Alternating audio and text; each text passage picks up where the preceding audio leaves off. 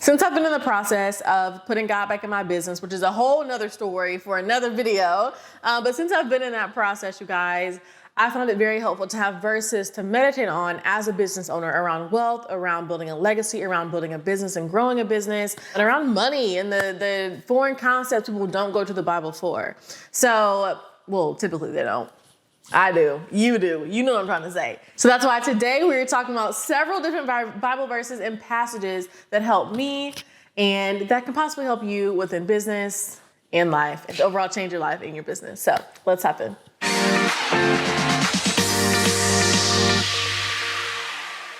Hey y'all, what's up and welcome back to my channel. My name is Andrea. Listen, I'm a recovering perfectionist and actually right now I'm actually fasting over my business and praying over my business and giving God back control and putting God back in the center of my business, which is why I talked about the perfectionist part, because, you know, sometimes you can have the tendencies to want to do it all, has to be perfect, has to be just right, has to do this. You have to know this, and that before you can move. And that's just no. So anyway, I've been fasting for guidance, wisdom, direction over my business. And here are some verses that I find very helpful that I have been meditating on, that I plan to meditate on. So let's just go ahead and hop on in. So the first Bible verse I want to mention is New Living Translation, and it's in Proverbs 10:22. It says, "The blessing of the Lord makes a person rich, and he has no sorrow with it." And the reason why I think this verse is so huge and impactful is simply because, you guys, there's so many ways to get rich and to build wealth and to do all these different things here in the internet streets, okay? But how do we do that in a way that glorifies God, that again does not bring sorrow with it, it does not have to come with depression, anxiety, loneliness, all this extra stuff. It does not have to come with that. That's not one of those things that building a business you have to have in order to be successful. It's one of those things like, how do we align our plans with the plans of God to make sure that he's in the center of our business and that we're getting that guidance. Holy Spirit is guiding us along the process.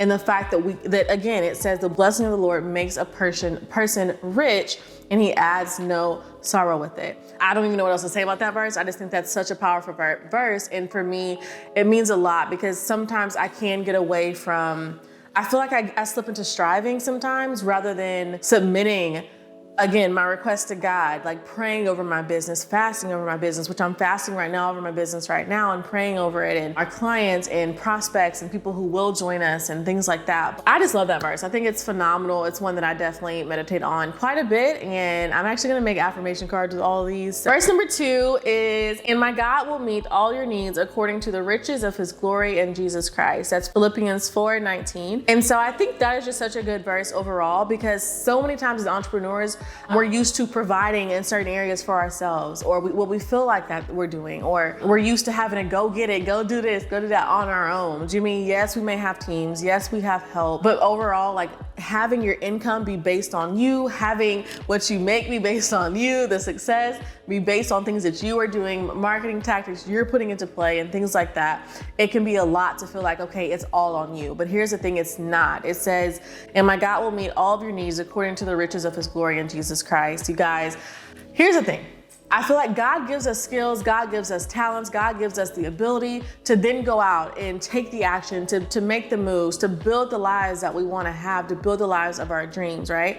But it's one of those things too, it's different to say, oh, I'm providing everything for myself. It's like taking the pressure kind of off your shoulders and allowing God to be God and you to be you, if that makes sense. Instead of feeling like we are providing everything for ourselves, it's all on us, it's all this. It's not though. And that's why for me, it's very important in this season to be sure I have God in the center of my business, that I'm keeping God in the center of my business. Because sometimes, like I said before, you can get very strivey and very just like, you know, kind of chaotic, where you forget to pray, you forget to spend time with God, you forget to seek guidance and wisdom. And I think that's just huge. So knowing that it's not really all on you, it's the fact that you're partnering up with Holy Spirit, you're partnering up with God, you're partnering up with the God of the universe, okay? This is not just, you know, Joe Blow down the street you're partnering up with. This is God. And so I think that's just huge, that literally it says, "And my God will supply or will meet all of my needs according to the riches of his glory in Jesus Christ." And so while that is not directly related to business,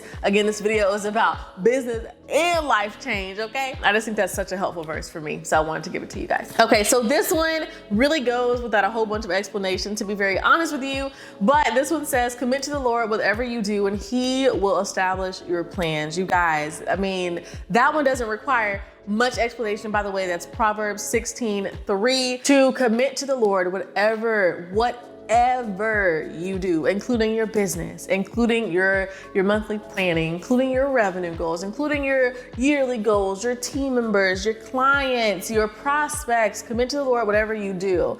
And so I think that's one of those things where it's like so many times we're trying to do so doggone much and we got so many plans that we forget to give it to God first, to ask God for wisdom, ask God for guidance before we decide to plan out the year or the goals or whatever. We decide to just go for it, and that's not one of those things we want to do. It's like committing to God the projects, your business, your workshops you're doing, your programs, your courses, your products, your services, whatever that is, commit to God, whatever that is, and work wholeheartedly into that. I think it's just amazing. And he will establish your plans. He will give you that guidance. He will help you along the way so that you're not striving. You don't have to figure it out all on your own. I think that's just, that's a just amazing verse. And that's also, again, these can be applied to multiple areas of your life, which again, why it's life and business. But if you look at it in business and in life, they can be interchanged. So I'm really, just really talking about business though. Okay, so this next one is huge because like I said at the beginning of the video, you guys, being an entrepreneur can seem crazy because it is, can seem hard because it can be, and can be very stressful sometimes if we're not careful. And so I think this verse really resonates with me. Again, not directly related to business, but as business owners, we are people. So we have to be sure we are managing like the person of us as well as us as a business owner, as the CEO, as the team member, as a content creator, all these different things, but managing our mindsets first. And so that's why these are huge. But this verse says, it's from Philippians 4:6, and it says, do not be anxious about anything, but in every situation by prayer and petition with thanksgiving, present your request to God. And I think that is just huge. Again, you guys, we are not alone in this journey. We are not alone in this. Allowing God to breathe into our business, to breathe over our business, to breathe life into certain areas of our business, I think it's just huge. And so anyway, you do not be anxious about anything. There's so many things as an entrepreneur to be anxious about, especially again, within these internet streets. Everything seems like it has to be done, has to be this, has to be that. Like there's so much to worry about, so much to be stressed about, so much to be anxious about, but to know and taking heart in the fact that we don't have to be anxious, I just think is huge. Okay, so really quick, before we go on to the other verses, I wanted to mention to you guys that I have a 2-day virtual workshop that teaches you how to create content that converts, how to take people from viewers to clients within your business, how to infuse your faith and you into your business, and how to do this all with keeping God in the center. You guys, if this is something that you're interested in and you're wanting to learn how to get consistent clients, consistent customers, consistent leads into your business, then I want to invite you to my workshop called Viewer to Clients. Okay, it is amazing, jam-packed, and it's not just kind of fluff or like, oh, here's this little thing, go nibble on this. No, it's like full jam-packed. It is action-based.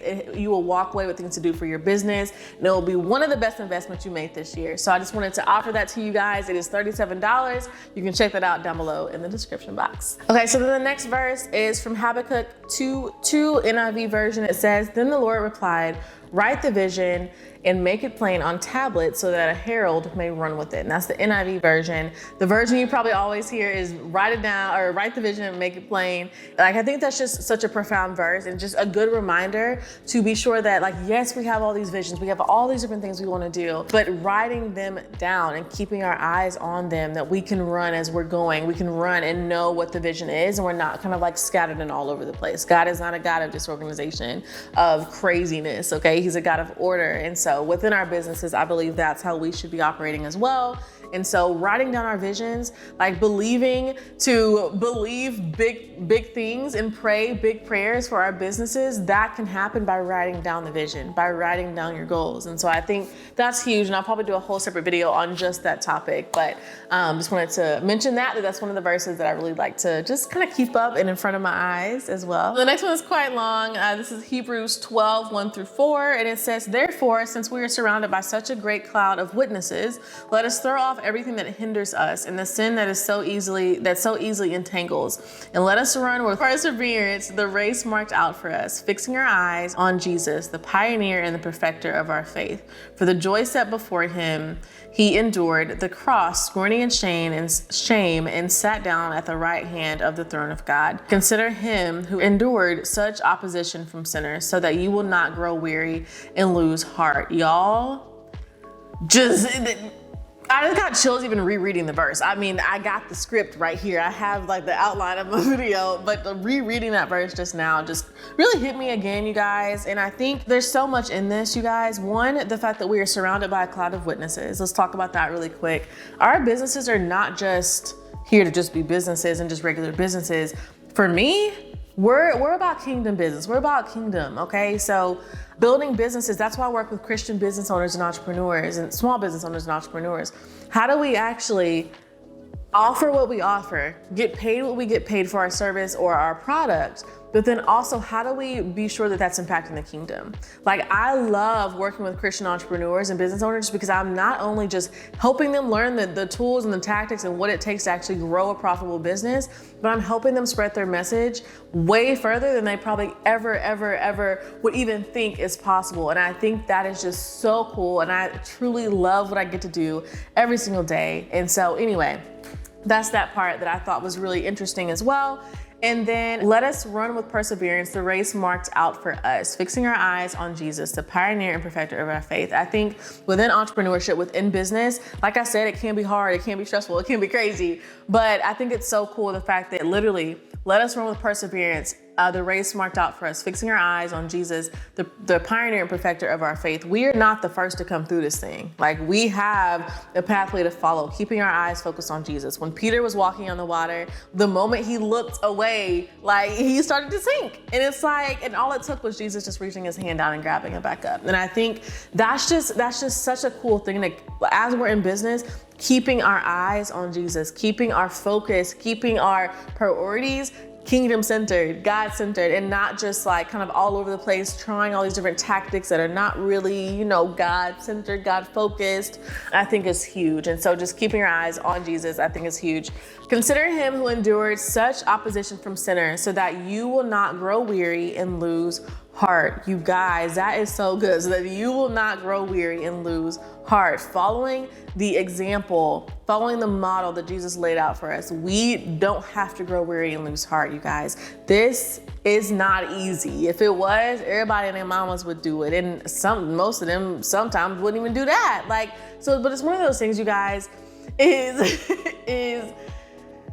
this mess is hard, okay?